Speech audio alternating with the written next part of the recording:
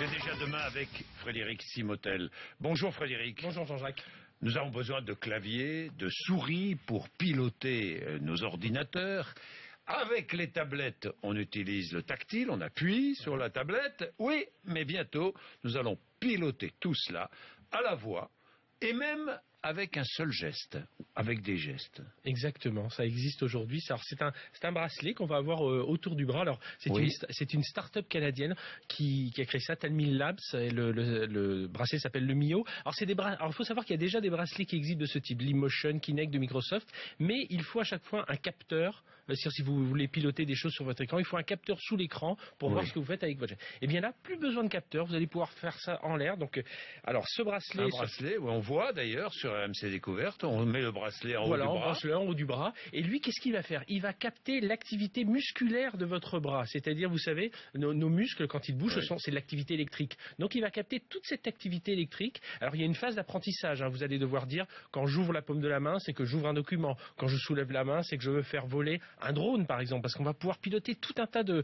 choses. Quand je ferme le poing, c'est que je veux fermer un fichier. Voilà, il y a tout un alphabet à apprendre. Quel est l'intérêt par rapport au clavier Alors, l'intérêt, il y a un premier intérêt ludique qu'on peut voir pour les jeux vidéo, pour piloter un drone. Mais on peut voir aussi un intérêt pour certains handicapés qui vont pouvoir faire des gestes, faire des choses à l'écran, des gestes qu'ils ne peuvent pas faire. On peut aussi imaginer dans certaines professions de santé, certaines professions sur des chantiers, où on va pouvoir interagir avec un écran sans forcément avoir un clavier ou une souris sous la main.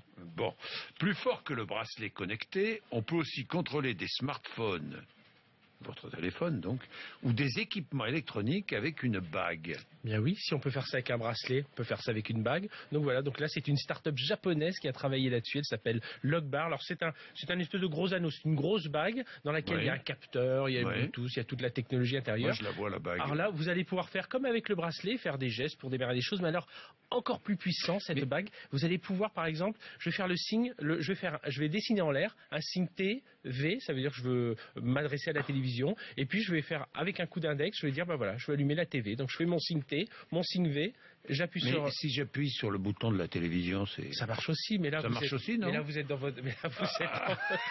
Ah bon, d'accord. Non, mais rassurez-moi, ça marche parce aussi. que quand même, c'est pas très fatigant d'appuyer sur le bouton. Mais ça permet d'avoir... Parce que je vois des innovations, mais qui servent... Je me demande à quoi ça sert. On ouvre des portes, on ouvre des portes.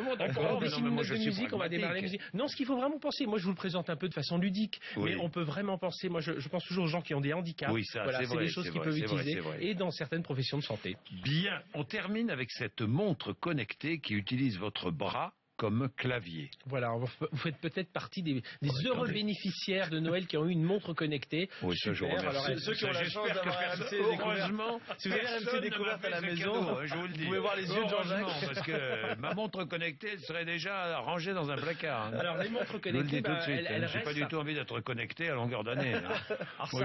Déconnectons-nous un peu quand même. Non?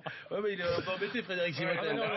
Déconnectons-nous. Il y en a qui veulent rester connectés. Donc on va les garder avec nous. Alors c'est une montre. Alors ça reste quand même une montre connectée, donc avec un écran plus petit. Alors si vous êtes comme moi un peu malhabile de vos doigts, sur ce petit écran, vous avez du mal à voir les icônes. Eh bien là, il y a des chercheurs qui ont trouvé le système. On va projeter sur la peau les icônes que vous avez à l'écran sur votre montre vont être projetées sur votre peau en plus gros. Et puis il y a un petit capteur infrarouge qui va voir où vous appuyez, sur quelles icônes vous appuyez, et comme ça vous pourrez piloter votre montre de façon beaucoup plus facile.